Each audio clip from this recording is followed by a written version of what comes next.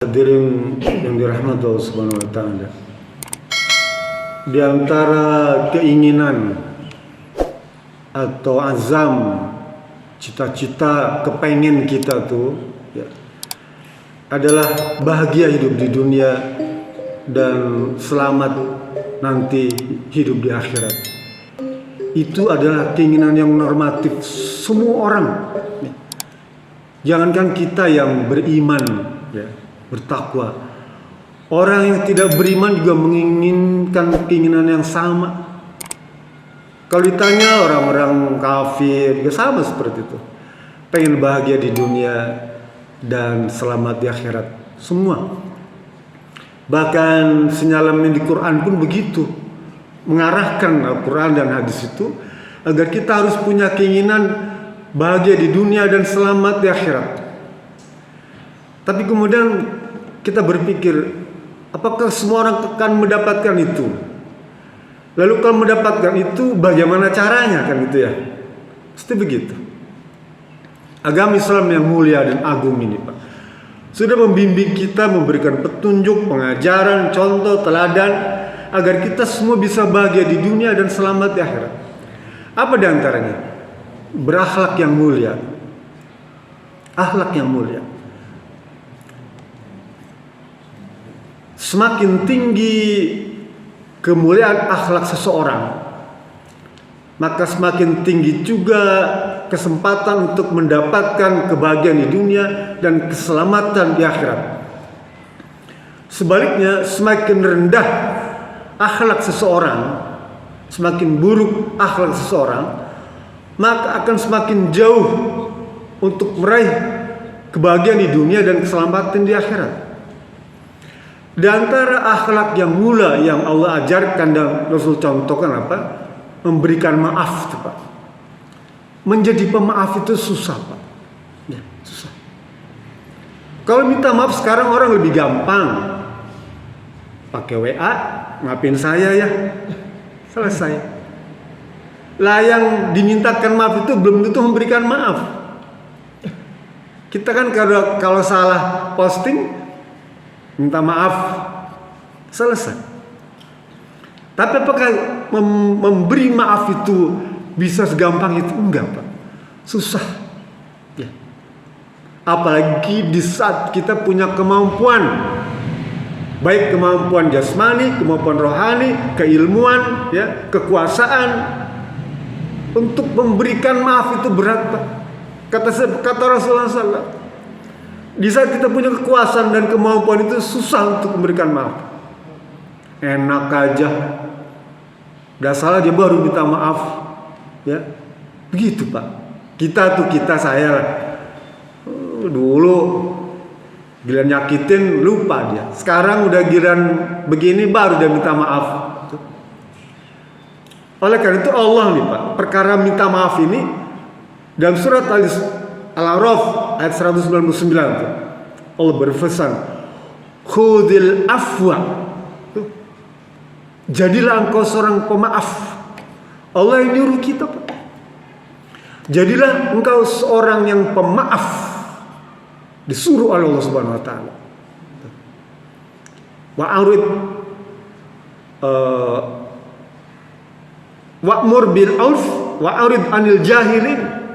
Jadilah engkau seorang pemaaf dan contohlah beri kebaikan dan jauhkanlah, cegahlah kejelekan itu. Kita disuruh, Pak. Memberi maaf itu Allah janjikan tempat yang sangat istimewa di akhirat kelak. Di dalam surat Ali Imran ayat 133 tuh. Wal kaziminal ghaidh wal afina 'anil nas, wallahu yuhibbul muhsinin. Orang yang rendah hati, dan suka memaafkan, maka dia termasuk orang-orang yang muhsin, orang-orang yang ihsan. Ihsan itu derajat keimanan yang paling tinggi, Pak. Islam, iman, ihsan. Di antaranya adalah orang yang rendah hati dan mau memaafkan, maka dia akan mendapatkan tempat tertinggi dalam hierarki Islam. Islam, iman, ihsan. Bahkan ayat sebelumnya Allah janjikan maghfiratim min rabbikum wa jannah, ya. Allah akan berikan ampunan dan surga yang seluas langit dan bumi bagi orang yang memaafkan. Kita disuruh maafkan, Pak. Syariat Islam mengajarkan kita sejak Ramadan itu ditutup dengan Idul Fitri itu apa coba intinya? Memberi maaf. Ya. Memberi maaf. Dalam hadis lain Rasul berkata, Ibnu Najar, di sini Ibnu Najar, kata Rasulullah, apa, silman qata'aka wa tu'fi man dhalamaka wa tu'ti man haramaka. Ya. Rasul memberitahu kepada kita, silman qata'aka, jalinlah hubungan silaturahmi itu kembali kepada orang yang telah memutuskanmu, dan berilah maaf kepada orang yang tidak pernah memberi maaf. Ini paket ini ada pada Idul Fitri, Pak. Waktu kita Idul Fitri itu kita dituntut untuk bisa saling memaafkan tuh, dan saling menjalin silaturahmi, ya, kepada orang-orang yang telah memutuskan kita. Secara adat, ya, al-urf, kita pulang kampung, ya. Kampung halaman kita tuh itu dalam rangka menjalin silaturahmi, dan itu disurahkan. Memang Islamnya hebat, Pak. Idul Fitri kita disuruh untuk saling maafkan, silaturahmi. Idul Kurban, ya, Rasul contohkan kepada kita, wa tu'ti man haramaka, berilah kepada orang yang tidak pernah memberi itu, ya, orang yang pelit, kasih tuh. Apa diantaranya? Daging, ya. Daging itu bagian rangkaian untuk meraih akhlak yang mulia, Pak. Kita memberi kepada orang yang tidak pernah memberi, ngasih kita tuh, kasih ke mereka. Karena daging itu merupakan makanan yang mendapatkan barokah, karena dia merupakan bagian dari syariat Islam. Sekalipun cuma satu suap katakanlah, ya, satu suap itu barokah, Pak. Dan itu bisa meluluhkan kolbu, hati yang keras. Kalau selama ini kita mungkin merasa hati kita keras, ya, mata kita nggak pernah bersedih, tidak pernah meneteskan air mata, makanlah daging kurban tuh. Nah, kalau ada sisa berikannya. Insya Allah, Pak, luluh kolbu kita, Pak.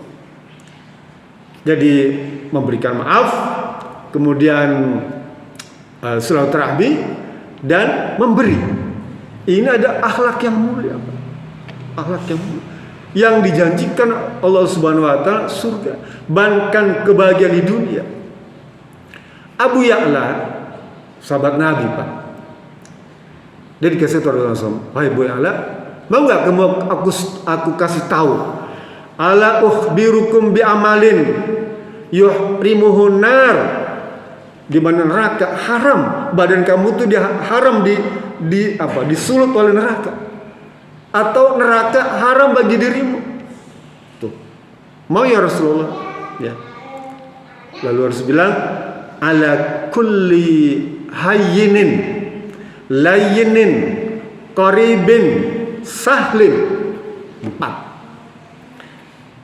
Ya Bu Ya'la, hadis ini riwayat Imam Muslim, Pak, sahih. Jadilah engkau orang yang ringan. Apa? Jangan suka memperberat masalah, ya. Urusan itu jangan suka diperberat. Peringan. Ayo sudahlah, ya. Kita maafkan saja. Ada kekeliruan teman kita misalnya, ya. Kan tidak semua orang punya kelebihan, ya. Mungkin ada orang lain punya kekurangan, sama seperti kita juga punya kekurangan. Lah kalau ada kekurangan itu kita harus berbesar hati, mau memaafkan segala macam kekurangan kelemahannya. Wong dia orangnya sakitan, ya. Kita harus kasih keringanan dong, namanya memberikan uzur atau muasa. Dia itu sakit-sakitan orangnya, punya keterbatasan, gak punya fasilitas, ya suruh kita maafkan. Jangan harapkan misalnya dia tuh pengen seperti kita, nggak bisa Pak. Jangan paksakan dia harus menyesuaikan dengan diri kita, gak bisa Pak.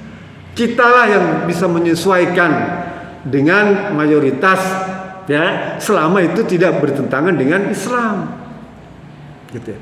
Jangan paksakan orang harus sesuai dengan seperti keinginan kita. Itu maksudkan hayyin, hayyin itu ya, ringankan urusan itu, ya. Jangan diperberat lah, diperberat.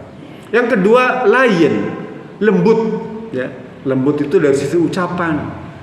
Ucapan itu lembut itu ya sopan santun lah, nggak usah poporongos, ya, nggak usah berkata kasar, keras. Lah, Fir'aun itu orang yang paling jahat di muka bumi Pak. Dari dulu sampai nanti nggak ada lagi orang bisa melebihi kejahatannya Fir'aun. Ya. Tapi apa kata Allah Subhanahu Wa Taala pesan kepada Nabi Musa alaihissalam? Ya Musa, pergilah kepada dia Fir'aun itu. Ucapkan kata-kata layyinun, yang lembut. Itu Fir'aun Pak. Ya. Orang yang paling jahat dalam sejarah peradaban dunia. Ya. Tapi Allah suruh Musa itu berkata kepada Fir'aun itu dengan layyinun, lembah lembut. Gak perlu berkata-kata kasar. Kita kadang-kadang berdebat, ya sudah, ya. Gak perlu poporong, gak perlu saling ngotot, sudah. Ya. Nanti juga ingat sendiri gitu ya. Kadang-kadang kita mempertahankan ego kita, ya. Nggak cocok, kita paksakan pendapat kita itu pada orang yang nggak bisa. Ya. Sudahlah, ya. Ana amaluna walakum amalukum, selesai. Ucapan kata-kata yang lembut, yang santun, yang baik, itu diajarkan. Yang ketiga, qaribin, ya apa? Qaribin itu akrab, qarib, akrab, ya. Jadilah teman itu yang akrab. Jadi kalau kita bisa punya sahabat, punya kerabat, punya keluarga, ya keliuran sedikit, kekurangan sedikit, jangan membuat kita retak, akrab. Orang yang paling dekat dengan kita adalah orang yang akrab. Dan orang yang akan membantu kita dalam saat sulit, teman kita yang akrab itu Pak. Kadang-kadang keluarga itu ya belum tentu bisa membantu kita, ya. Kalau kita ada kesulitan, tapi sahabat, ya, banyak memberikan bantuan kepada kita. Dan sudah Rasul tunjukkan bagaimana Rasul menggabungkan, mempersaudarakan antara orang muhajirin dan ansar. Dia bukan saudara, tapi coba Abdurrahman bin Auf dipersaudarakan dengan Sa'ad bin Mu'az. Bukan hanya hartanya diberikan tuh Pak, istrinya diberikan. Setelah diceraikan, idahnya selesai, dinikah oleh Abdurrahman bin Auf karena akrab. Nah, penting kita punya sahabat Pak, punya soulmate, ya. Di RT 13 kita jangan menyendiri dalam bermasyarakat ini, ya. Cari sahabat yang akrab, nggak usah, jangan dekat-dekatkan kita aja lah, yang se-RT, se-RW ini, sekomplek. Jadikan teman itu teman yang akrab, teman kita curhat, ya, teman kita ngobrol, teman kita diskusi, itu penting, Pak. Penting. Kita menumpahkan persoalan diri kita, ya. Kalau nggak ada tempat mencurahkannya susah, Pak.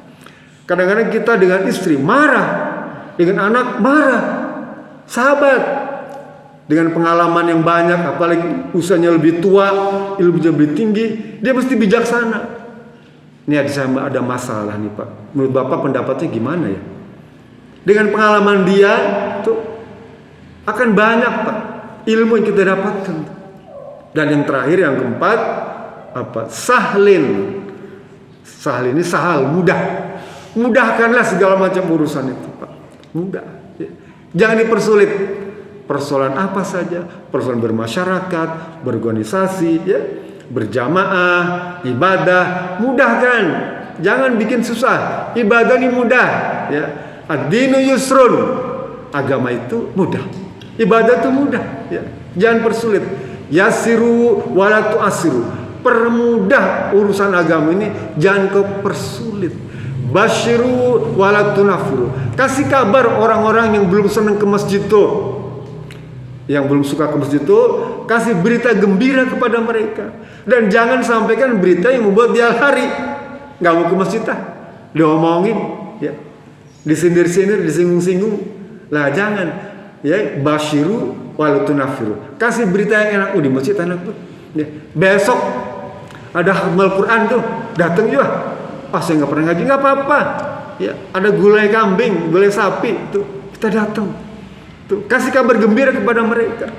Nah itu juga nanti grup WA itu ya, kasih kabar gembira ya, bahwa besok ada khatmil Quran, kita makan-makan, kasih kabar gembira, gratis, gak usah bayar ya. Nggak mau baca Qurannya, nggak apa-apa, gak usah baca Quran juga nggak apa-apa, duduk aja dengerin. Itu kabar gembira harus kita sampaikan. Jangan kasih berita yang membuat dia itu karena harus bayar, jangan ya. Nanti kamu disuruh ngaji, enggak. Ajak sebanyak-banyak orang datang ke masjid. Basyir, kasih kabar gembira mereka. Nah, ada konsumsi, ada pengajian, ada kegiatan-kegiatan itu tujuannya adalah apa? Mengajak orang agar mau ke masjid, Pak. Dulu di kampung tuh ada yang namanya ngeriungan, berkat ya. Di kita kan nggak umum ya berkat itu ya. Nah, agak sedikit modern lah, agak milenial ya ngaji begitu. Bagian-bagian memakan siang, beras segala macam itu supaya orang menarik, Pak. Tujuannya itu, Pak. Kalau sudah di masjid orang itu, Pak, masjid ini kan pusatnya rahmat, Pak. Kita masuk masjid, kita disuruh baca berdoa agar mendapatkan rahmat. Artinya apa? Di masjid ini pusatnya rahmat. Orang mau datang ke masjid, Allah beri rahmat, ya. Oleh karena itu, mari semarakan acara Khatmil Quran besok ini.